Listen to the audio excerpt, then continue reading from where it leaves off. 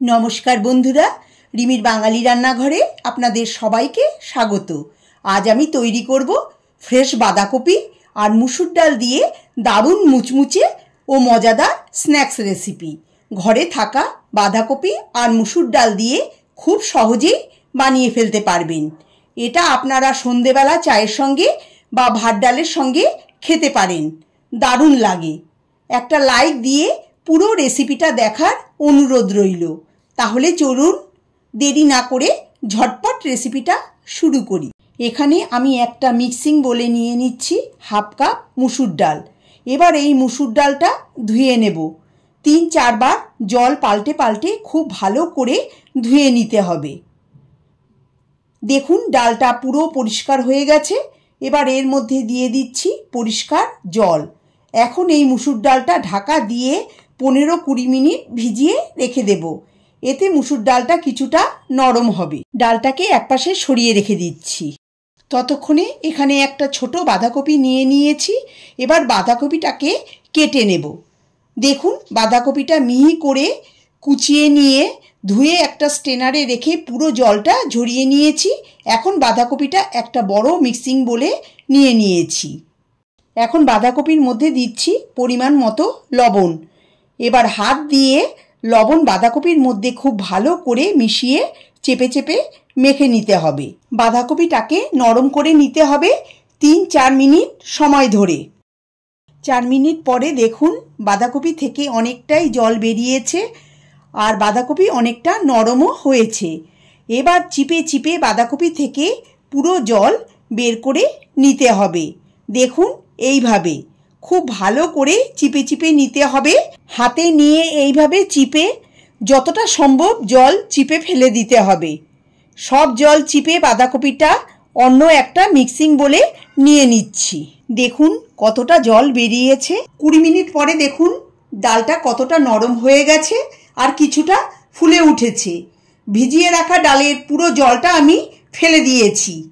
এবার এই ভিজিয়ে রাখা ডালটা আমি মিক্সিং জারের মধ্যে নিয়ে নিচ্ছি।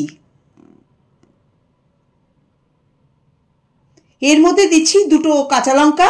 কাঁচা লঙ্কাটাকে আমি ভেঙে ছোট ছোট টুকরো করে দিয়ে দিচ্ছি। এবার এই মুসুর ডালটা মিক্সিতে ব্লেন্ড করে নেব। জল ছাড়া এটাকে ব্লেন্ড করে নিতে হবে।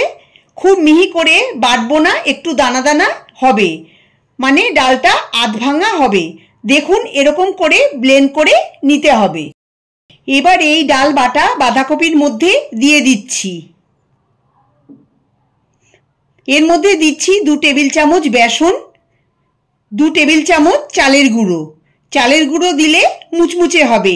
দিয়ে দিচ্ছি 1 চা চামচ মিহি করে কুচনো আদা, 2 ছোট সাইজের পেঁয়াজ মিহি করে কুচানো, স্বাদ অনুসারে লবণ, 1/4 চা চামচ হলুদ গুঁড়ো, 1/4 চা চামচ লাল লঙ্কার গুঁড়ো আর দিচ্ছি 2 কাঁচা লঙ্কা মিহি করে কুচিয়ে। এবার সমস্ত উপকরণ খুব ভালো করে মিশিয়ে মেখে নেব। যারা যারা আমার চ্যানেলে নতুন এসেছেন তারা প্লিজ আমার চ্যানেলটাকে সাবস্ক্রাইব করে আমার পাশে থাকবেন। আমার চ্যানেলে আরও টেস্টি স্ন্যাক্সের রেসিপির লিঙ্ক আমি ডেসক্রিপশন বক্সে শেয়ার করে দিচ্ছি। আপনারা চাইলে চেক করে নিতে পারেন। ভালো করে মেশানো হলে এর মধ্যে দিয়ে দিচ্ছি 1 চা চামচ চাট মশলা।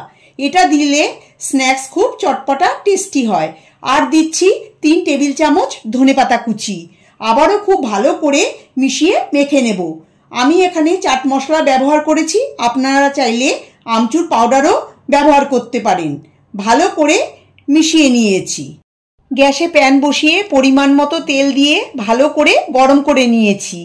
তেল গরম হলে গ্যাসের ফ্লেম মিডিয়াম টু লোতে করে মিশ্রণ থেকে অল্প অল্প করে নিয়ে গোল করে চ্যাপ্টা আকারে করে তেলে ছেড়ে দিচ্ছি। ফ্লেম মিডিয়ামে করে স্ন্যাক্সগুলো ভেজে নিতে হবে। হাই ফ্লেমে ভাজলে ওপরটা তাড়াতাড়ি লাল হয়ে যাবে আর ভেতরটা কাঁচা থাকবে বা মুচমুচে হবে না। তাই মিডিয়াম ফ্লেমেই এটাকে ভেজে নিতে হবে। স্ন্যাক্স ছেড়ে সঙ্গে সঙ্গে নাড়াচাড়া করা যাবে না, কিছু সময় এটাকে হতে দিতে হবে, তারপরে নাড়াচাড়া করতে হবে। এক পাশ ভাজা হলে অপর পাশ উল্টে ভেজে নিতে হবে। এইভাবে উল্টে পাল্টে হালকা লালচে করে ভেজে নেব। স্ন্যাক্স ভাজা হয়ে গেছে। তেল ঝরিয়ে তুলে একটা স্ট্রেনারে রেখে দেব। এতে স্ন্যাক্সের গায়ে এক্সট্রা তেল ঝরে যাবে আর অনেকক্ষণ পর্যন্ত মুচমুচেও থাকবে। ফার্স্ট ব্যাচের স্ন্যাক্সগুলো আমার ভেজে নেওয়া হয়ে গেছে। এই একইভাবে আমি সেকেন্ড ব্যাচের স্ন্যাক্সগুলো ভেজে নেব। এটা আপনারা সন্ধ্যাবেলা চা কফির সঙ্গে অথবা টমেটো কেচাপের সঙ্গে সার্ভ করতে পারেন। রেসিপিটা ভালো লাগলে লাইক কমেন্ট শেয়ার করবেন। সবাই ভালো থাকবেন, সুস্থ থাকবেন। ধন্যবাদ।